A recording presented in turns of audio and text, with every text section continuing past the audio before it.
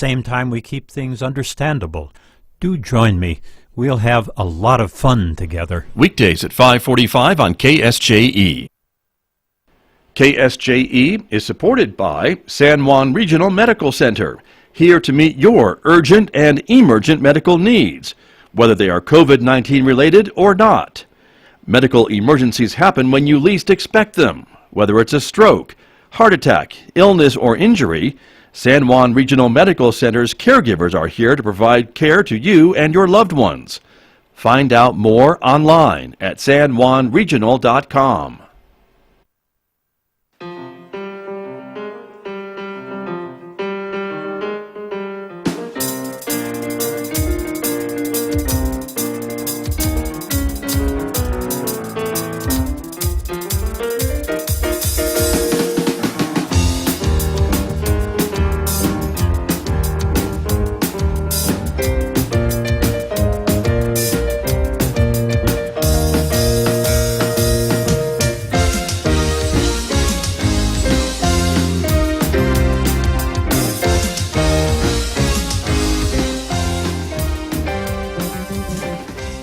Eleven minutes past 8 o'clock. It is Friday morning, September the 18th. Good morning, everyone. I'm Scott Micklin. Thank you for tuning in to KSJE, 90.9 FM over the air here in San Juan County, 103.3 FM over the air in Durango, Colorado, and of course streaming everywhere from our website, KSJE.com.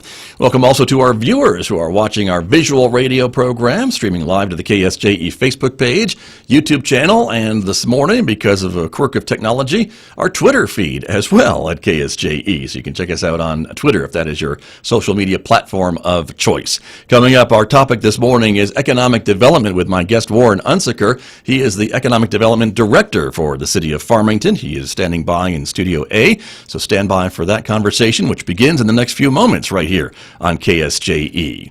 Then, of course, next hour, Mick Hess will take us roving with the arts. This morning, Mick is playing some music from the Broadway musical Wildcat, starring Lucille Ball early in her career, so enjoy that next hour here on KSJE. At 12:30 today, it's our storytelling program, produced with our partners over at the Farmington Public Library, Cuentos, Hana, and Tales. That's coming up today at 12:30 on KSJE. And, of course, don't forget, in addition to Facebook, YouTube, and Twitter, you can also connect with KSJE on Instagram as well. Here's a weather forecast for today. Mostly sunny skies and mild, 86 degrees for a high today in Farmington, 61 overnight. It'll be sunny and 83 tomorrow, sunshine with 84 degrees for a high on Sunday. Some increasing clouds, though, Sunday night with a chance of a scattered shower or two early next week. High of 84 on Monday, 83 for Tuesday and Wednesday, and lower 80s on Thursday with overnight lows in the mid to lower 50s. Well, let me turn to my guest who is here with me this morning to talk economic development, one of my favorite topics as well. Juan Unsicker is back in Studio A. Good morning. Welcome back to KSJE. Hey, it's very much a pleasure. Thanks for having me. You're welcome. Good to have you here to talk about what's been going on. And the one thing I wanted to start by talking with you about was an announcement kind of came out late yesterday, which is kind of exciting. And it's a topic that you and I have talked about before, and it's near and dear to my heart, this freight rail idea for San Juan County. And so yesterday it was announced a big federal grant is coming to help with this project. Yes, we're very excited to have finally gotten over the finish line with this project opportunity. This is, as was mentioned in the press release, probably the furthest we've gotten with this project. In decades, I want to mention, because I know people will say, well, we've been talking about rail for 50 years in San Juan County, and this, or probably more like 70 years, but Sure. but this is the farthest that it's ever gotten, is what you're saying. Absolutely. Yes, and I agree with you. Yeah, so we've previously done some demand analysis and evaluated one of the routes, but this will really get us a lot further in determining what the best route is, doing some engineering on that, and likewise getting public support and input through this project. So putting money where our mouths are, kind of a thing, right? Precisely. To be able to pay for these things, and this is $2 million to pay for it. Correct, yeah, and so this really is a huge boon for us to be able to get it to a point where we can package this as a viable opportunity for a short haul provider or for state or federal funding opportunities to actually construct this project if it comes out, looking like it is feasible. And because so many of these partners, especially like a short haul provider, want to know that there's something viable there to be had. Well, sure. They're not going to run into hurdles and snags along the way. Because they're going to have skin in the game too, aren't they? Precisely. Yeah. And so this just gets us one step closer to be able able to provide that comprehensive package of, no, this is a viable project. Here are the details, and here's how we can move forward. And I think the other notable thing, Warren Unsicker, are the partners, the folks that were involved with this whole grant application. Absolutely. Because that was a big deal as well. And also, I think that would show these other providers, these short haul providers or other rail industry, that we've got a big consensus of agreement as to putting this and making this thing work. Absolutely. So yeah, the county really took a strong lead on this, and we gathered a huge coalition of supporters to make this a reality. The Navajo Nation, Forsed, the city, the county, the legislators. I mean, it was a full court press, so to speak, in terms of making this a reality. So it shows huge support on a broad base. And so I think that does speak volumes to the fact that this is a viable opportunity. And there's a federal grant, and so there were federal support too, not just from local federal representatives and our senators in New Mexico, but throughout the state, really, wasn't it? Yeah, which is another surprising thing. Yeah, absolutely. So this is again something that people see the value in, and we even had support from State Department of Transportation showing that this is something that is kind of in the horizon, hopefully. So I think that we're really a huge leap forward from where we've always kind of beleaguered in this process, and so it's exciting to be at this point, and I'm excited to get involved in the next steps of this process. Right. So again, kudos to the city and the county and all the other entities and the tribe, of course, were big players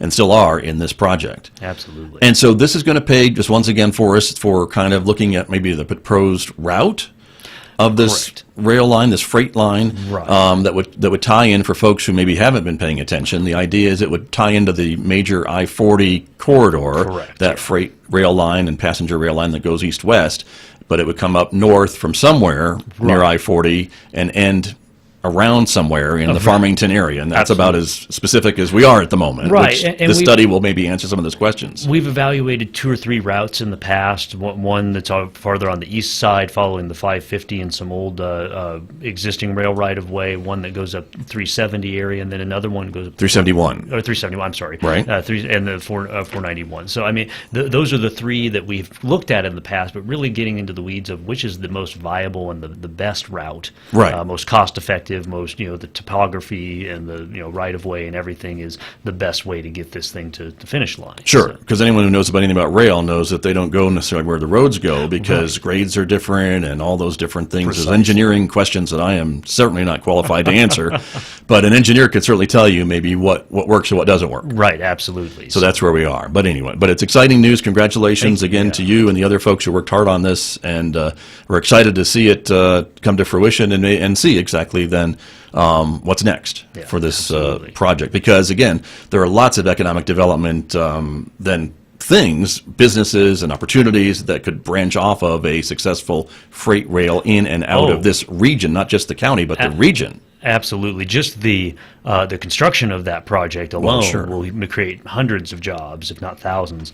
And then once it's here, it's going to not only bolster our existing businesses who are currently having to truck everything out, but it also provides a unique opportunity to businesses that would have never even considered Farmington in the San Juan County area as a viable place to locate their business. I've met with site location consultants that when I mentioned this as a potential project, their ears perked because they're like, well, people aren't building new rail side opportunities. Right. And so having these new opportunities to build businesses along rail and have rail spurs getting them directly onto this route is huge. So, and I would think even your colleagues in Southwest Colorado and the Navajo Nation are also perking up their ears with talk of this, because that would certainly, it would be a regional benefit. Hands down. So much of Colorado is going up over the mountains and taking a long way around for getting its product to market, and going through treacherous bypasses that aren't always open due to weather and things. So this provides a unique opportunity to get agricultural products and various different other things out of Colorado, as well as the Navajo Nation and all of its assets and resources, NAPI and their oil and gas efforts and various different other things. So I mean, there's a lot of opportunity opportunities for all of the entire Four Corners region because we are a fair distance from rail in any different given direction. That's very true. If you look at a map of rail lines in the United States now that are active, of course, before with Durango and Silverton, that used to connect south to through, I think, Alamosa and over maybe to the I-25 north-south line to get to Denver. But right now, that's all been abandoned. Right. And so there's no way to go north. This is the first time, I think, that there's ever been any kind of an idea to go south. And so we don't have any historical data to look back on as to a southern route has never been operating. And we used to have one that came in here to the Farmington area from the north. But I don't know that it ever went further south. It ended here. It ended here. So, this is a huge opportunity to interconnect with the rest of the world in terms of logistics and distribution. And so that'll be huge for our community in the area and as a whole. And as I always like to remind folks when we talk about rail, because folks will say, well, that's old technology. That's really, why are we talking about rail when, we're moving forward? But if you build that line and have the tracks, the engine could be powered by a lot of different things. It doesn't have to be a diesel. Maybe as technology evolves, it might be some kind of renewable type thing or some other type of power that could do this, but you have to get the route and then the rails laid first. Right, and I know there's been talk of liquid natural gas opportunities for rail. I mean, there's definitely new opportunities arising on a regular basis, and obviously everything's moving towards new technologies and new opportunities. But this is something from a cost perspective that we just don't have to offer for prospective businesses to be able to get their products from point A to point B, and so this vastly reduces that cost, and it'll reduce cost of goods here as well. So you look at construction and fabrication and creation of all these different products that we have up here, that cost could potentially significantly reduce. So you look at housing and everything that we build out here, the cost of the materials could significantly be reduced, cost of vehicles, cost of metals to fabricate these oil vessels that we produce up here. And so it has cascading effects across the entire economy for our area. Right.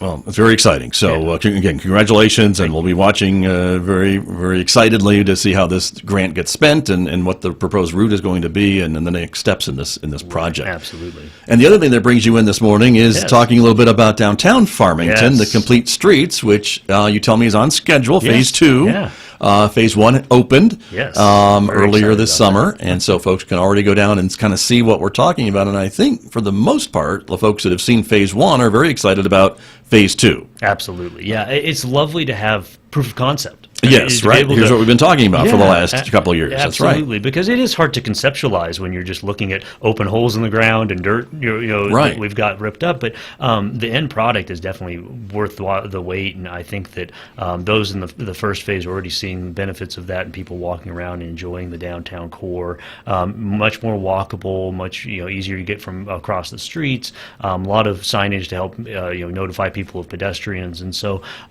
it's a huge shift just in the look and feel of downtown and the welcoming nature of just when you enter into the downtown core, it just opens it up and welcomes you in and provides a great landscape to partake of. So, that was the idea from the very beginning. Exactly, I know we're talking about, again, Phase 2, which basically goes from roughly Allen Avenue in the east to beyond a little bit Auburn in the west.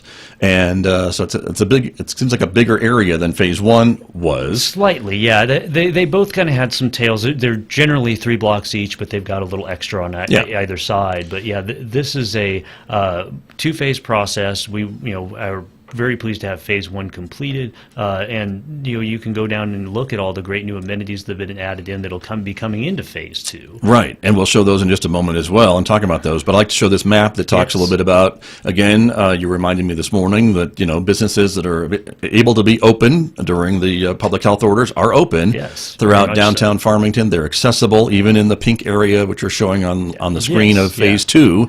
What you can still walk to these stores, right? What you can't necessarily see on this map is little purple polka dots that take you from point A to point B. You can still access the sidewalk and front entries of all these businesses. Right. And many of them do have alleyway access too, and where you can not only get into the businesses, but see some of the Art in the Alley project that has been going on throughout this process. So, very true. And the blue Ps are parking lots for public parking, where absolutely. and so in many cases you can park closer to the back entrance of a store than you could maybe on the Main Street. Oh, absolutely. Yeah, no, and that is one benefit we have. Is I've worked in other downtowns. We do have a lot of parking for the size of downtown that we have, and so it's very pleasing to be able to have not only parking in the rear, but access to a lot of the businesses from the back. So, right. Very unique opportunity that we have as a community for this project to be successful. Very true. And the fact that this 3-block area of Main Street is closed doesn't mean you can't drive downtown because, Right. again, the way it's set up, you've got Broadway to the south and Arrington to the north. There's an easy block away detour to get where you need to get. Absolutely, yeah. So there's nothing that should deter people from coming downtown and partaking of all these great businesses that call it home. And we're starting to see more pop up too. So people are engaged and interested in being a part of the new vision of downtown. So it's exciting to see entrepreneurs catching the fever, so to speak, to be a part of this. So. And so, as we talked about phase one, there have been some new other kind of amenities that have been added in recent weeks. Folks have come down and have seen maybe the wider sidewalks, the planters that are there, and certainly the narrower street and the roundabouts that are there. We're showing some benches and trash bins that kind of have a Farmington look to them. Yeah, absolutely. And this is all by design, right? To fit in. So. And in the background, we can see some outdoor dining on the wider sidewalks, which was also part of this plan, right? All part of the plan, yeah. And that really is the benefit of having it. Coincided with COVID, by the way, but go figure, right? Good timing, right, to have that capability. So, no, it was fortuitous timing. We did actually put forth a specific permitting opportunity to allow for these businesses to use the sidewalk for dining and expedite that process so that they could abide by the health orders and still be able to provide their services to the public. Right. When they were only allowed outdoor dining, now there's a little bit of indoor and outdoor, so now it works for both. And if memory serves, I don't believe the city charged for those permits. No, we did not. No, this was something we just wanted to expedite and get them up and running as quickly as possible and without a cost. So. Right.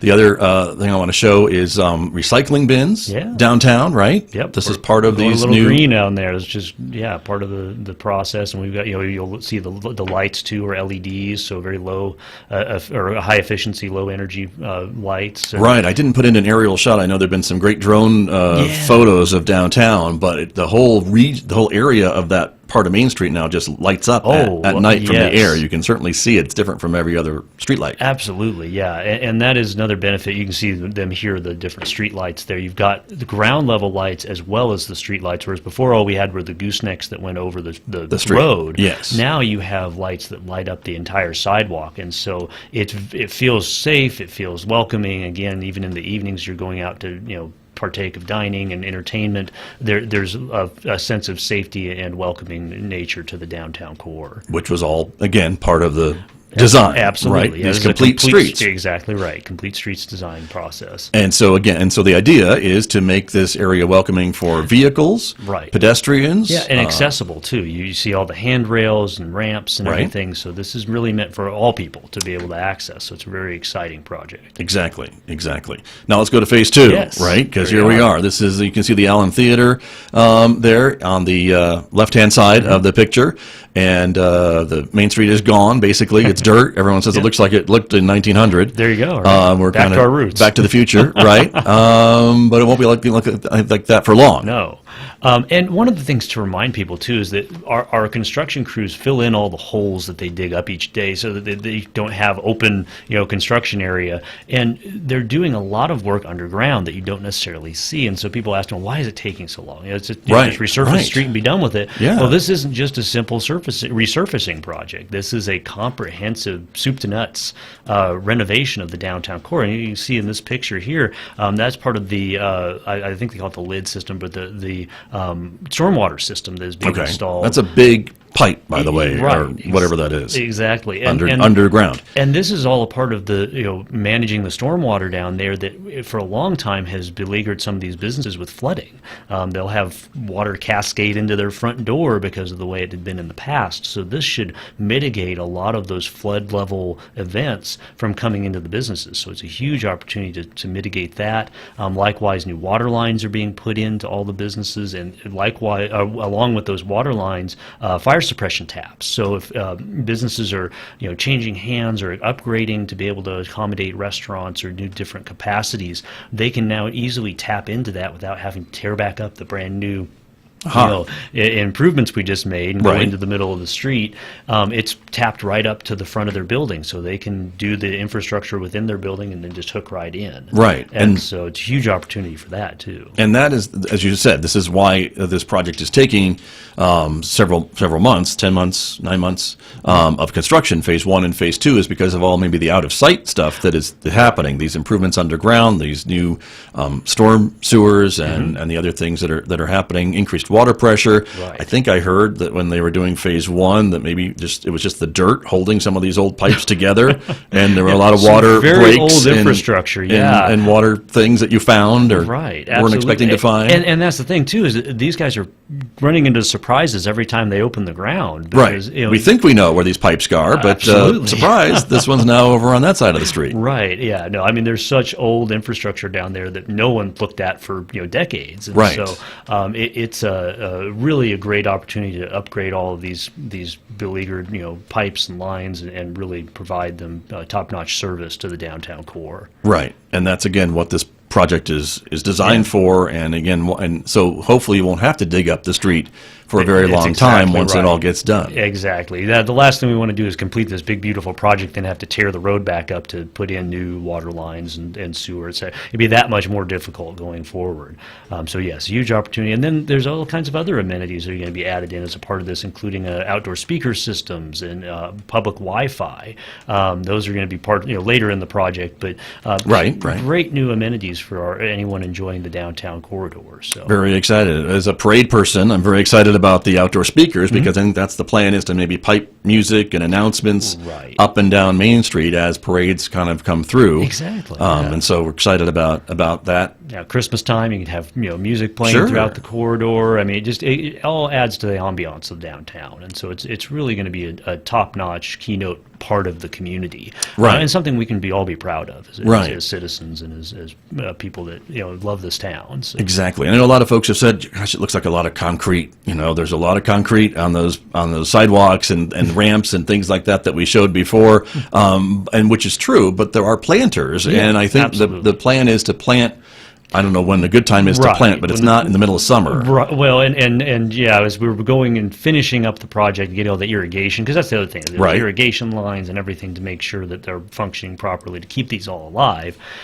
Those will be coming later in the process when we can, make sure they're planted in the proper season, and it includes trees and plants in the planters. So, Right. yeah, there's still more amenities that are going to So go phase in. 1 isn't really complete, but it's 90% complete. Yeah, There's going to be some trees and plants coming in. all the hardscape and all Sure. those things are done. But But I just want folks to realize that it's not Yeah. going to look like the way it looks today Right. once it's 100% done. There's Right. going to be more stuff added to Absolutely.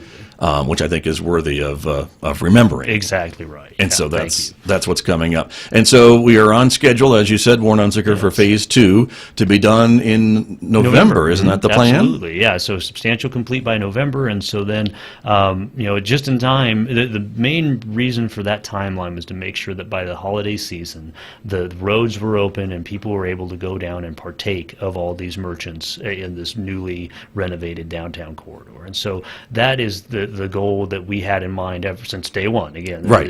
We talk about this was all part of the plan. Is to make sure that we're not encumbering these businesses in the heart of their busiest season, which is around the holidays. So the November-December timeline, we want to make sure they're open for business, and or the roads are open for business Right. for them to park in front of them and access. It's more convenient for folks to get to these businesses, even though they're still open now, they and folks are. can go there now as long as they're open during the health order. Right, exactly. They will still be open in November, December Absolutely. for the holiday shopping. And we're actually working right now with trying to get some minor events. Obviously, with COVID and the health orders, we can't have a lot of gathering and things. But trying to do things around Christmas, festivities and things like that to make it more exciting. So I think that we're going to start to see more of that start to kind of get creative to make those types of opportunities available. So I'm excited to hear people thinking outside the box, trying to get some minor events going and some major events that we've had in the past retooled so that they can happen downtown. So. Right. Very exciting. Well, and again, it'll be great to see it all reopened. And again, we're adding in phase 2. Now there are 2 more roundabouts, 3 more roundabouts. Oh gosh, you would ask me that. I want to say I would ask you 2. that. Yeah, no, but I'll have to go back to the map and look at the bird's eye view and see how many are total. But Gotcha. I know there's one at Auburn Yeah. at the very end of the western end of downtown, kind of a thing, and then I think there's one at Barron, which is maybe where the stoplights were. Right. Yeah. So then again, this people get wigged out by roundabouts. I know, but hopefully by now they're not as much as anymore. People have gotten used to it, and the beauty of that is it keeps traffic moving. People may think, oh, well, you have to slow down so much, but you're not stopping. That's Right. the beauty of it, is that you keep traffic just cruising right on through downtown, especially, before, where you may have been waiting on the side streets for quite a while while people are shooting by on Main. You can now just cruise right through and on in your way. And so it really keeps traffic flowing efficiently. And so while it may seem like you're going slower from a speed perspective, you're not having to stop 4 times as you're going through downtown to get from point A to point B. So. Right, or in either direction, either is the other part, because I know the lights, the stoplights used to be timed going west. Right. But now you can go west or east on Main, or will be in November. Absolutely. And be able to just kind of go right through those roundabouts and get to your destination, wherever that may be. And again, to clarify, Main Street is still open. You can go down from coming to the east. You can go all the way to Orchard, and you go around the big, beautiful oblong roundabout. That's an oval about. Yeah, the oval route. Yes, sir. And still Yes. access that area. So, and then from coming from the east, you just turn at Schwartz area. So before you hit Auburn. So there's still access, and there's still a capability of driving around downtown. So. That's the idea, and folks are doing it every day. I've been down there and I've seen them, so and they can navigate. And I think, as we said, folks are getting more used to the roundabouts. Go practice, go have some fun. I don't think it's as terrifying as maybe folks thought they would be when this proposal was first announced. We've heard it's kind of almost become an attraction for some people, taking their kids out and just like cruising. I've watched people go 2 or 3 times around just Which for the sake of doing so. That's like, right. I haven't decided where I'm getting off yet on this merry-go-round. So Exactly. So that's how it all works.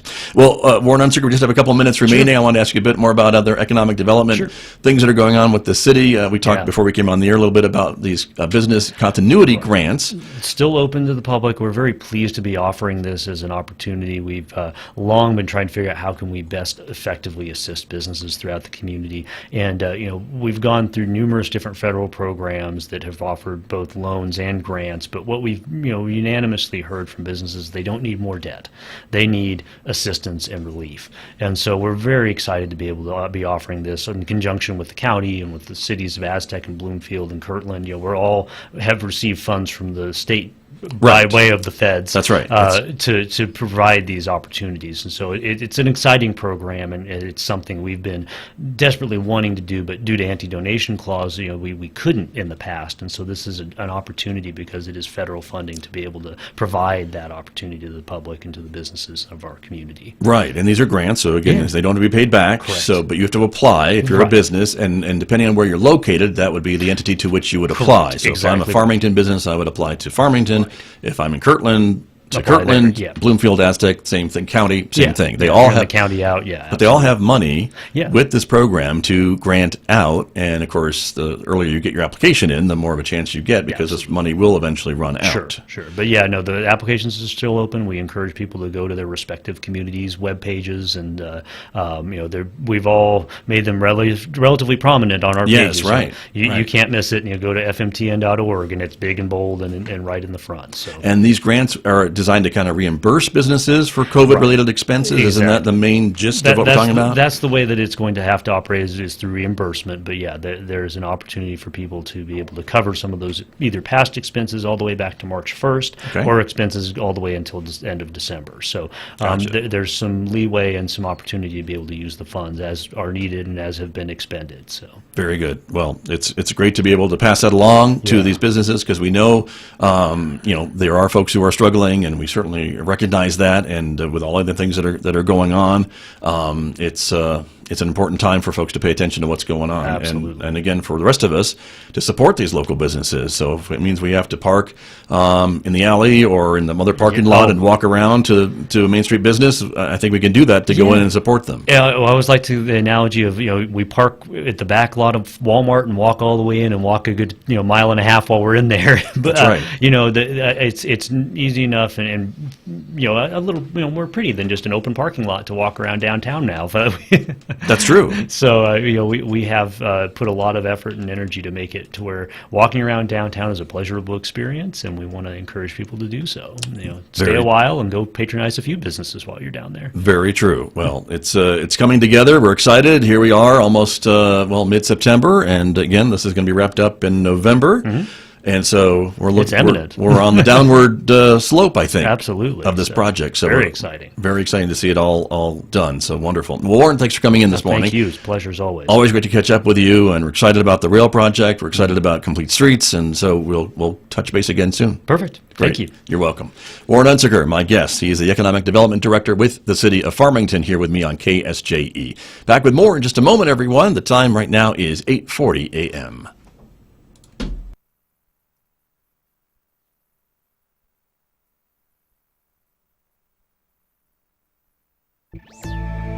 How constant surveillance